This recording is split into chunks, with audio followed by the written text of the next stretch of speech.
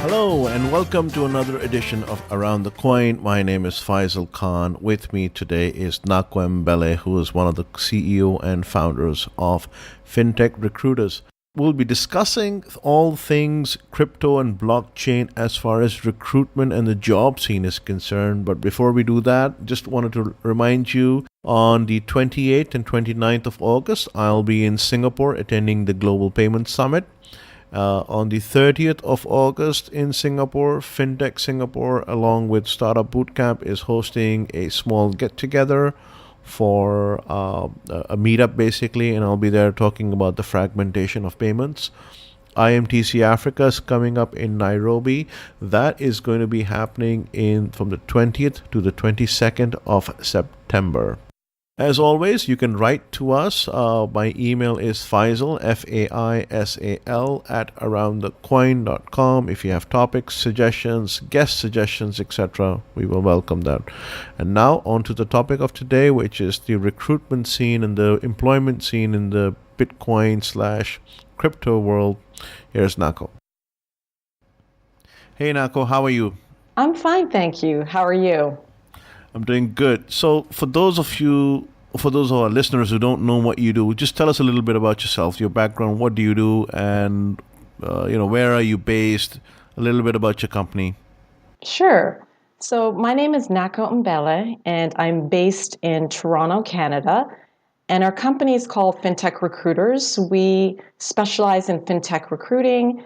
And as you all know, fintech is quite broad. So it's everything from crowdfunding to cryptocurrencies and blockchain, alternative lending. It's quite varied. So the commonality between our clients is that they are disruptive in some way to the current financial services industry. So that's the common thread. The common thread is that they are innovating in such a way that they're disrupting the current financial system as we know it.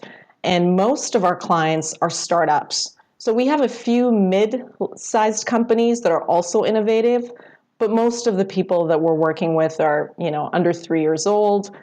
We work with companies, the ICO craze. So we're working with people who have just raised money from their ICOs and are building their teams.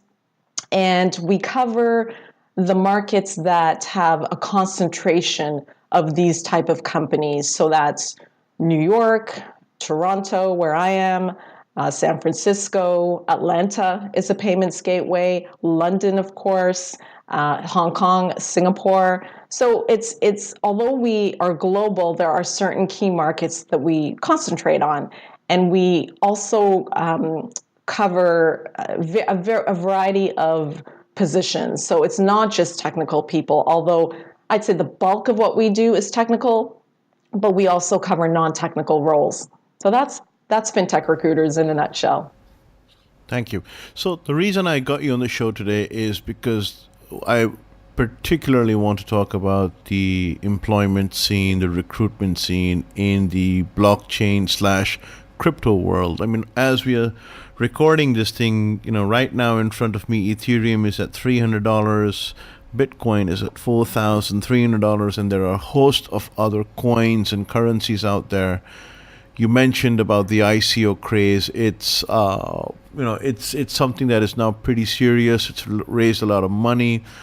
How competitive is the landscape? And before I ask you, I want to make a comment that I saw in Alan Tapscott's book, on blockchain and cryptocurrency. He says if you ask people how many Java developers, they'll probably tell you, say, I don't know, 10 million or 1 million, 10 million or something like that. Mm-hmm. But if you ask people how many blockchain developers, the answer is less than 5,000. How true is that statement from your viewpoint? Wow, I actually think that's quite a bit compared to what I'm seeing. I mean, it's first of all, the blockchain. I mean, people have various definitions of what that is, but there are certain languages that have been around for a long time that are applicable to the blockchain. So C++ developers are in huge demand in the space, particularly if they're if the company is building on the Bitcoin protocol. So Bitcoin's really built on C++.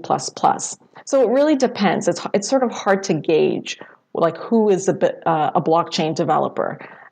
If you're talking about the languages that are very specific to the blockchain, to Ethereum, like Solidity, then it's a whole other story. But I also look for So C developers. let's talk about that as well. Sure. Let's talk about that. Ethereum as well. Yes. So so in terms of Ethereum, Solidity is a very new language. There are not a lot of people who have Solidity. And what I normally do is I go out to social media really, and I join different groups. There are different developer groups. There's Reddit, which is great for also finding talent. So it's a lot of unconventional places. I'm not going to find a Solidity developer, if I post a job on Monster.com. It's just not going to happen. So it's really finding people who, first of all, are very passionate about the space, and for developers who want to look at going into the space, my first recommendation is to buy the token. Buy the token, be a part of the tribe, and that's kind of how you get into the space. In my opinion, I think it's much harder to get in otherwise, because then you don't have a root, or you're not anchored in why people are so excited about the space in the first place. Because if you're just going to come at it from a very sort of logical, theoretical perspective, you're not going to understand the space. A lot of it has to do with philosophy and how people feel about the way the current system is run, whether it's financial or just technology in general. It's a space that is very much based on decentralization and the belief in decentralization, and also the belief in open source. So it's a very open source community. They believe in putting your code out there and having people do things with it to make sure that it's battle proof. So it's a mixture. So getting back to your original question of developers, how do you figure out who is a blockchain developer? It's a little hard. There are people that I'm interviewing who don't have any blockchain experience, but they're Golang developers. So for some reason, and I don't know why, but Go seems to be a very popular language in the blockchain space right now. They love Go. So if you're a Go developer, chances are you can get a job at a blockchain startup, even if you don't have blockchain experience, because on the back end they really like Go and the container languages like Docker that goes with Go, and so there are ways of getting into the space without necessarily having the specific blockchain languages. Does that make sense? Yeah, it does. Let me take a follow-up question on that, which is, if you are a mainstream programmer or a mainstream coder, I don't know, JavaScript or Python or Perl, is it easier or difficult to gravitate and realign yourself or retool yourself to be a blockchain / Ethereum / crypto developer? It depends on the languages. So JavaScript, yeah, it's easier. It's definitely C also tends to be somewhat similar to Solidity and Ethereum. And again, I'm not technical, but this is what I'm noticing. So if you know C, you'll be able to understand Solidity.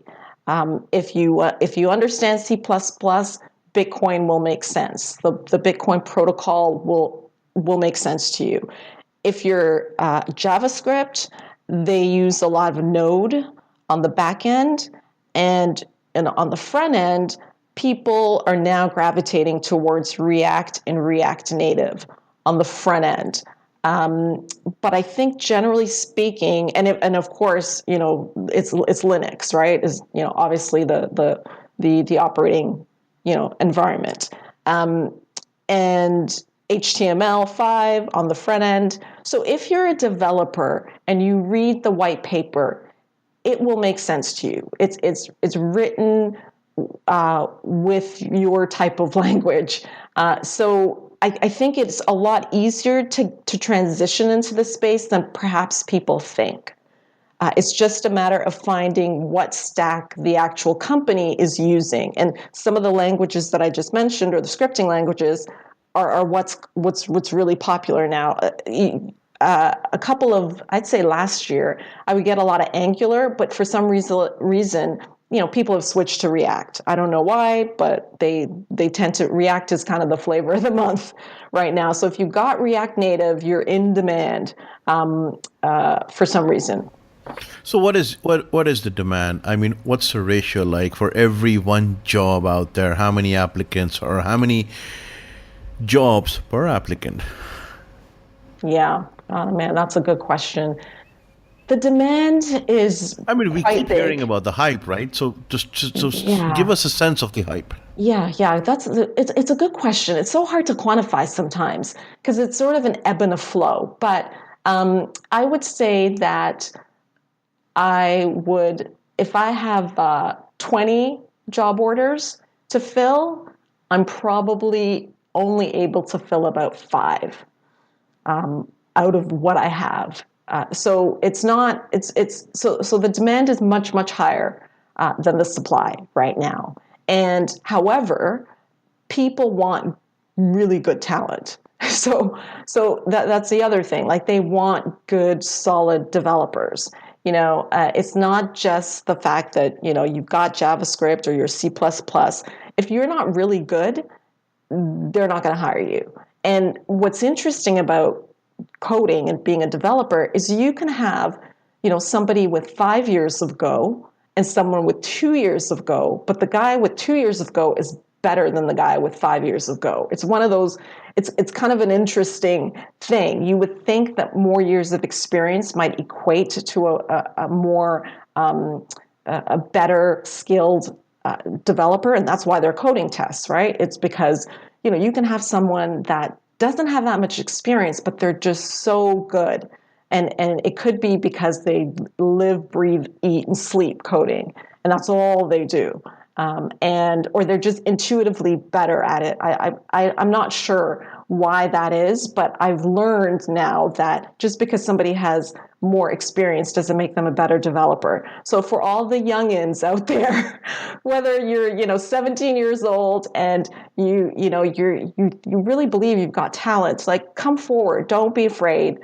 Contact the people like myself, because we realize that you could be talented and still very young. That's okay. Is it fair to say that because, everyone keeps saying, and myself included, and I am a firm believer in it, the blockchain is the next big thing. Do you see a lot of employment being created in the space just because this technology is rolling out, and understanding we are just at the cusp of it, at the very nascent stages of the technology? Yeah, I definitely see there is definitely a demand. I mean, I don't think it's all hype. Is there some hyperbole? Is there a bit of hype? It's yes. I think that there aren't as many business development roles as people think. For example, there are not as many roles that are marketing roles. But there's definitely a huge demand for the actual builders, the people that are building out the infrastructure and the protocols, and it's just the beginning. I've noticed recently that there are a couple of protocols that have been introduced into the marketplace that are going to challenge the centralized exchanges. And if anybody who owns crypto knows, like, we're all unhappy with how the exchanges operate. There are some good ones. I'm not going to knock them all. But for the most part, people are always complaining about the exchanges. So imagine that's just another industry that's just beginning, right? There are a couple decentralized exchanges, but there will be more. How do I say it? It is so unreal that we are now entering into a new phase or we've taken a right turn onto an avenue called decentralized exchanges. The concept itself is so alien to us, but yet so welcoming. And it's not fiction; it's reality now. Yes. Yes. Yep. So imagine all of the, it's like a whole other ecosystem that's going to be built, right? And they're going to need developers. My advice to people out there, if you want to get into this space, get in as a user, start learning the ecosystem, get excited about it, because it's so easy to get deflated at times when things are rough. Because as you know, I know what you mean. yeah. Quick question: Sure. the entry level salary of a regular coder versus a blockchain coder, is there a difference, and if so, how much? Yes, there is a difference. So normally at startups, coders start around, it depends on the experience, it depends on a lot of things, but I'd say it's usually like $70,000 a year for startups, because again, it's a startup, but there's equity. There's always an equity component. For blockchain companies, you can start at 90,000. If you're really good, you can start at 100,000. So there's a difference. There's definitely a difference in how much you can command. And a friend of mine, I asked him, I told him that, I'd be talking to you. So his question that came to me is a very specific question. What is the demand for security specialists in the crypto world? That's a great question. There is a demand, but I don't think people take it seriously enough. It's kind of like that teenage all the tokens thing. are getting stolen, all the wallets are getting hacked, all the exchanges are getting hacked. So surely there has to be a demand. Security has to be paramount, because now we're not talking just data, we're talking money, value. Yeah, you would think, right? It's logical. All of the things that have been happening, you would think that would be like top number one priority, but it's not. When I get orders, I'm not getting orders for a security expert. That kind of comes after. They're like, we just need to build stuff, But yeah, But I think it's one of those things where, for the right candidate, if a security expert comes to me, I can definitely market him and say, listen, you guys need to have someone like this on board. And yes, they might be a little pricey, but you've got to figure out, what security measures you need to consider when you're actually building at that lower layer. And I don't think there are enough startups that have that as a part of their plan. Or at least they're not coming to me for those people. Let's just say that. Maybe they're finding them elsewhere, and perhaps they are, because a lot of them do have advisors. So, they're advisors, and they're usually, people that have been in the industry for a while, and they float around. Everyone can kind of see their profiles. They're on almost every other ICO panel. Or board, they're board members. So perhaps they are giving the security advice, but I don't necessarily get a lot of orders for security experts. Fair enough. Between all the flavors of crypto, which one do you see the most? Okay. In terms of tokens. In terms of development, recruitment, we need talent on this particular flavor. Hands down, Ethereum. Hands down. I mean, there's no comparison to the demand for Ethereum. And so much so that I've had clients that were building on the Bitcoin protocol and switched over to Ethereum. So yeah, it's by and far the most in demand in terms of people that are, talent that wants to work within that ecosystem. That's the greatest demand. Should I just sell my Bitcoin and buy Ethereum? No. No. I believe in Bitcoin still. I think it's just Bitcoin just has another purpose, right? As a store of value, in my opinion. Yeah, it does. It certainly does.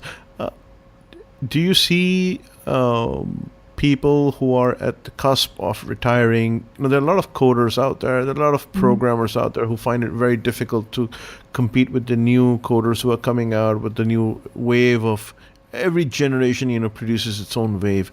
Do you see a lot of training or retraining for some of the most seasoned programmers going into the Ethereum space? Or is there a demand for seasoned programmers for Ethereum?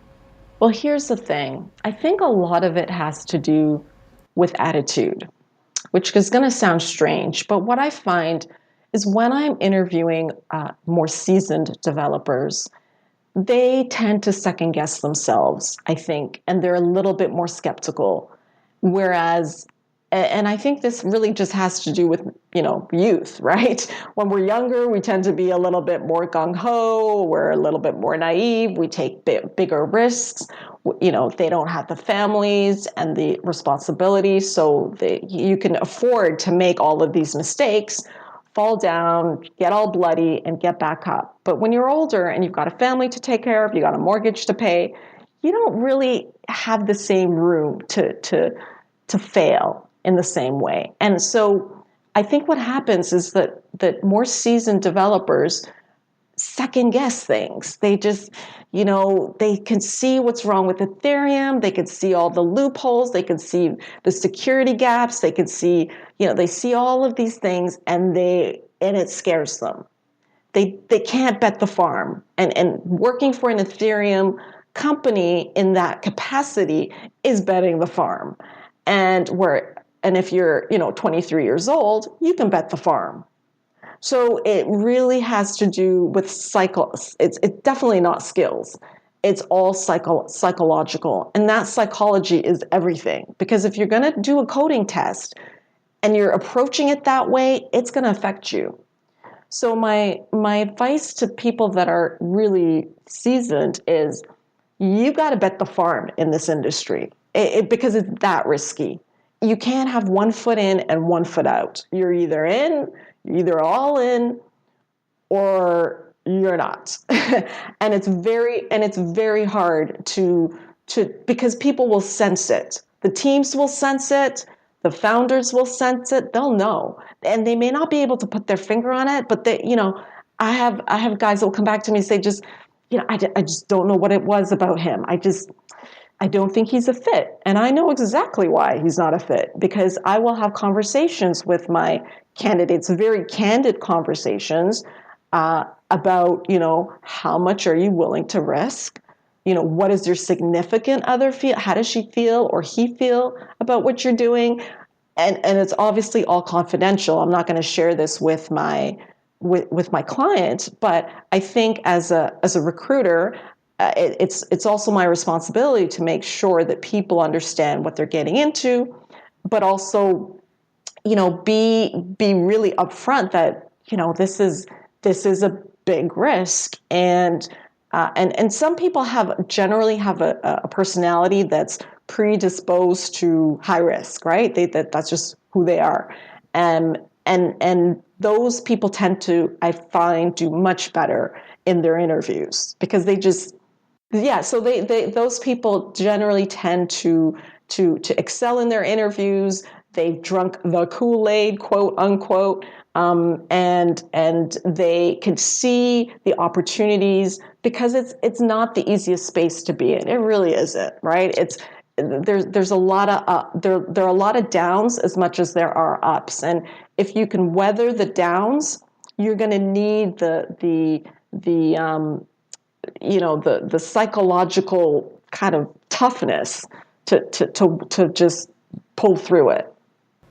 Is it true that the most of the coders coming into the crypto space are not from your so-called outsourced markets like India or Philippines and other countries, and they're mostly concentrated in North America and Europe?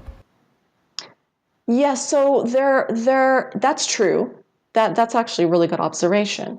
Yeah, there are mostly North America. There's a lot in Eastern Europe. Russia. The Russians are just Yes, you know, because Russians really good. definitely because of their maths and so forth and crypto Yes. background. And so forth. Yeah, Yeah. so there's huge, yeah, very much Russia and Israel. Israel is just I don't know where it came out of, like just phenomenal developers in this space. They're really, really good. Well, And they are the second largest ecosystem for startups in the world, right?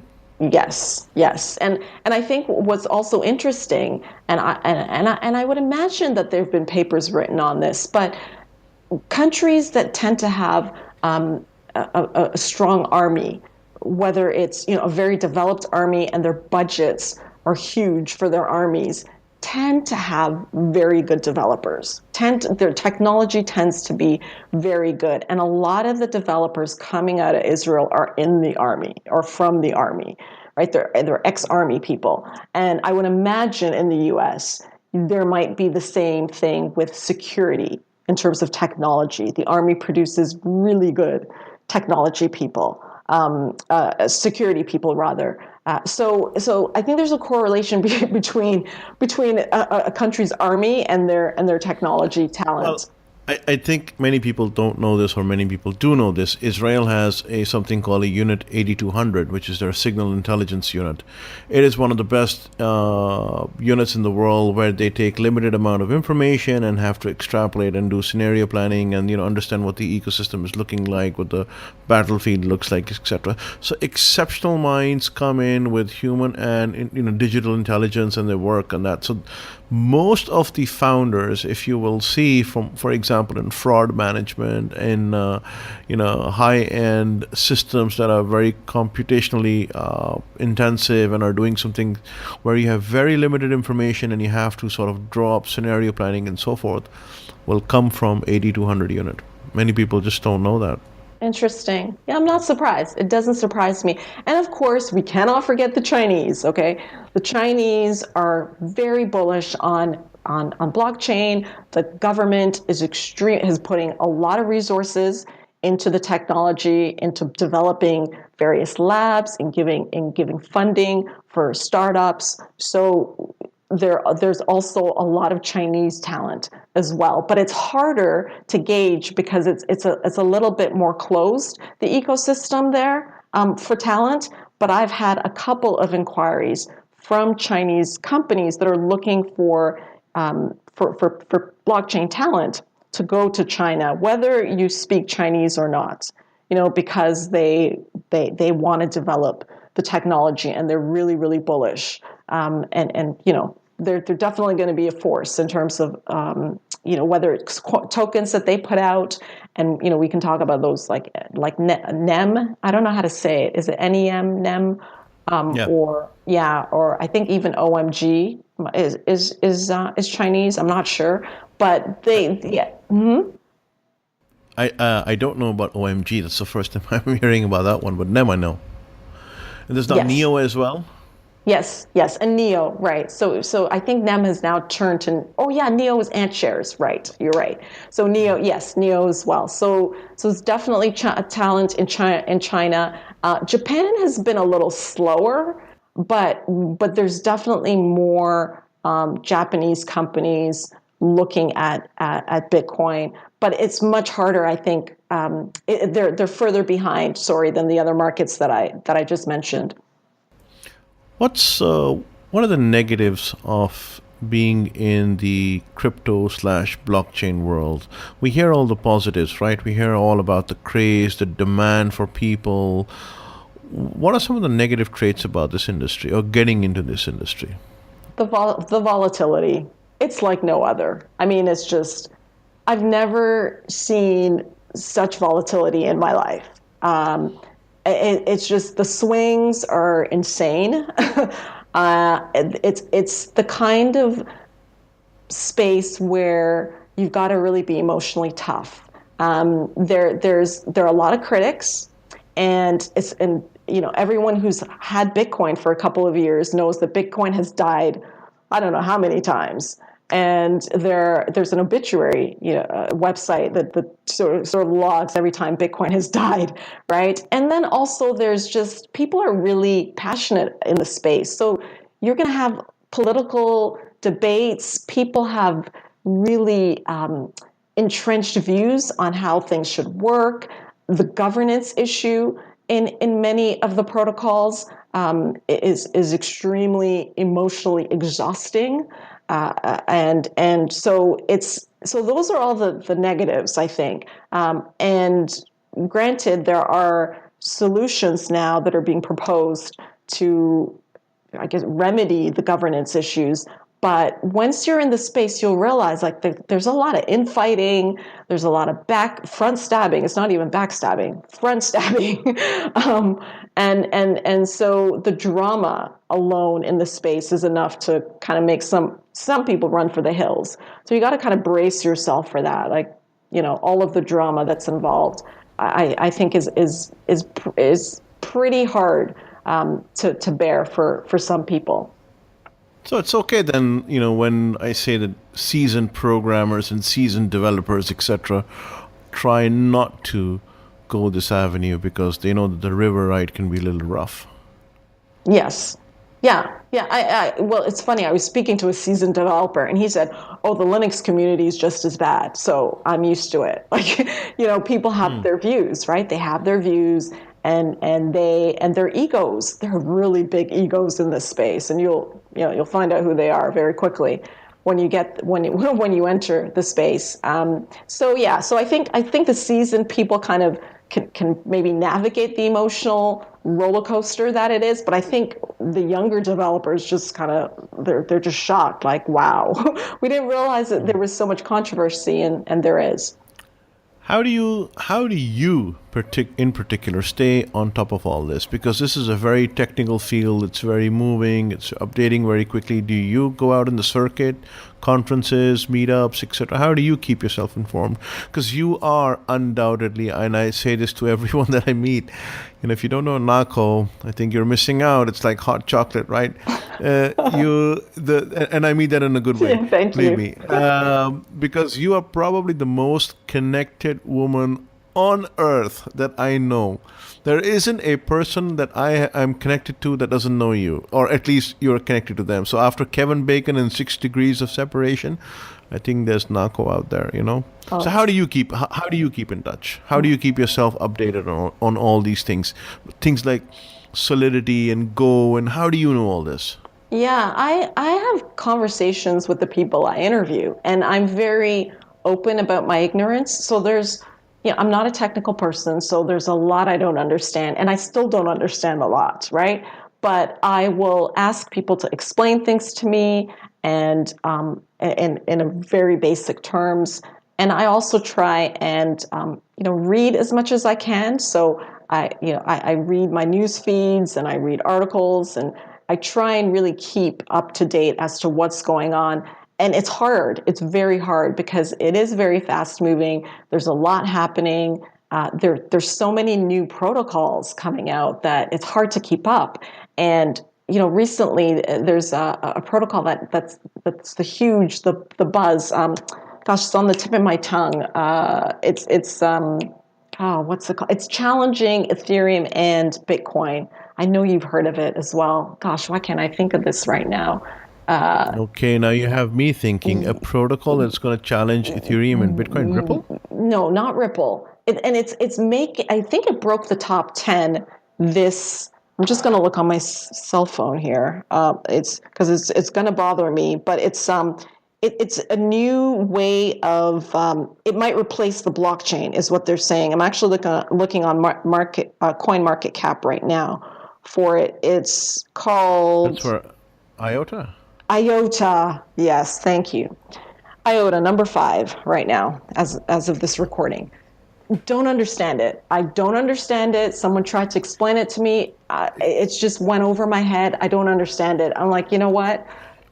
I didn't even know what to say. So there's. And funny thing is, IOTA was just like a couple of days ago. I was looking at it, and my friend told me, "Hey, have you bought some?" I said, "I did." And he says, "Okay, what rate did you get it in?" I said, "I got it a little bit late. I got it in about almost 70 cents. It's $1.07 now, and it hasn't been more than a few days. It's already up 30%." I have no inkling what it does. you know, but it was all over my social media feeds and so forth. So I just, bought a little bit just for the heck of it, just to play with it, just to say I'm an IOTA owner. Yeah. Yeah, and I wish I had listened actually to someone who told me, yeah, you should buy this. But I went on the site and tried to read the white paper, and I was just like, what is this?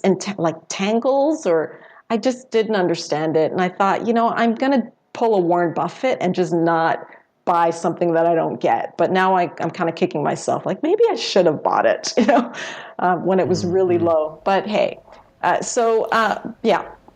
For companies willing to hire, for companies who are startups, especially who are looking at hiring people from this domain, what sort of advice could you give them? Because you obviously come across both sides, so maybe some words of wisdom from you. From the founders looking to hire people. Yeah, I would say that they've got to be a little bit more flexible about accepting people from other industries. So many of my clients want people from finance, right? They really want somebody from the tribe, quote unquote, if they are in, especially capital markets, that particular space. They really want people that just gets that capital market space. And my advice is that there are people who have the skills. It may not be from the space, but they could do what you need done in terms of the coding. So that would be my first advice. And I guess my second advice would be to be a lot more open about relocating people. Companies tend to want people from the U.S. and they don't want to relocate people. And I understand that the immigration issues and it's a pain, but this talent is so scarce that I think it's worth relocating people at this point. And many of my clients and startups owners do not want to do that. What about compensation? Do you think there's fair compensation going around? Yeah, I think so. I think the compensation is fair. A lot of companies are open to negotiating. So if they really believe that the person is worth X amount, whatever they're looking for, they'll pay them.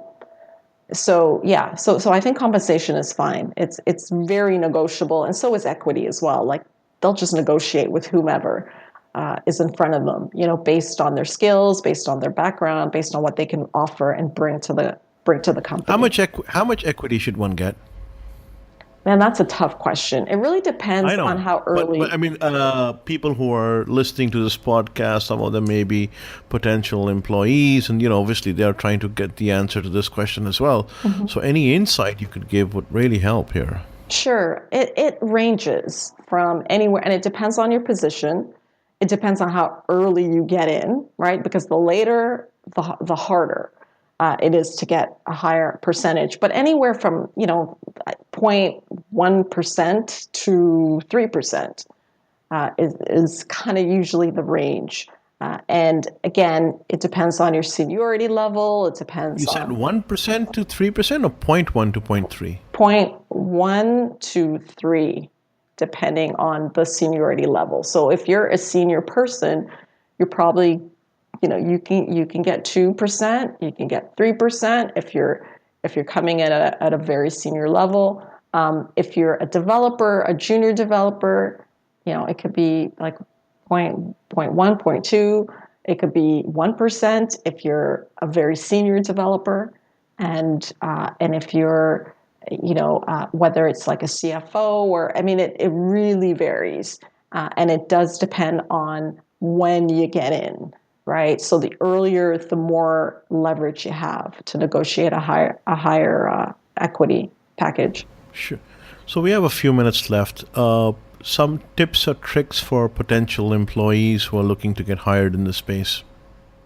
Yes. So if you're a developer and you're not active on GitHub, you need to be active on GitHub. This is a very GitHub intensive kind of culture. People want to see what you're doing, and they want you to be active within the community. So if you need to, work on other people's projects, work on them. And it could be anything, like, fixing bugs and errors is the obvious one, but proofread the white paper. If you're a good writer, you can just say, hey, you know what? This white paper is not well written, and I can rewrite it for you. Let me tell you, that will go a long way. And as we all know in this space, there's some really badly written white papers out there. So for any technical writer or somebody who is really a good writer, there's a lot of work, and people really will appreciate it and value that. Like, that's something that's really needed. So get out and contribute to people's projects. It's something that people take note of, and you'll be rewarded for it, whether it joining the team or what have you, or getting some tokens. Okay, so another thing, meetups. Yeah, the token part, that was very important, right? Yes. They must be drinking the Kool-Aid, so to speak. Yes, very important. You want to, and it doesn't, you don't have to start off by blowing the bank, right? Just even if it's $100 portfolio, pick a couple tokens that interest you. And that's also important, like something that you're interested in. If you're somebody that is a libertarian and you really believe in privacy, and pick a couple privacy tokens and get behind those. If you're somebody who's excited about what cryptocurrency can do in terms of spending or using cryptocurrency and being unbanked, for example, get behind the cards, right? The variety of debit cards that are out there. And there are a couple of them, so get behind those. So choose things that actually interest you, because it'll make it more fun and make it more exciting, as opposed to just kind of, just about the money. Yes, the money is going to come, of course. A lot of people give the advice of, just stick to the top 10, right? But I personally think that, diversify. There's some really hidden gems in that are not in the top 10. Because eventually, Neo was not in the top 10, and now it is, right? So imagine if you had seen that before it got there. So do your homework, take your time, don't be overwhelmed. It is an overwhelming space. I think there are almost 900 tokens. It's a little crazy. It's a little nutty.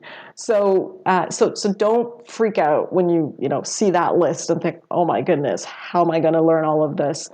You're not, right? You just got to take it in chunks and have fun, because at the end of the day, we're all having fun. Anybody in crypto will tell you, like, after a while, you just there's certain lingo that people use that's funny. There are lots of memes that are very specific to the space that are hilarious, and so you're going to have a lot of fun. So have a lot of fun, because as stressful as it can get sometimes, there's also a lot of fun to it.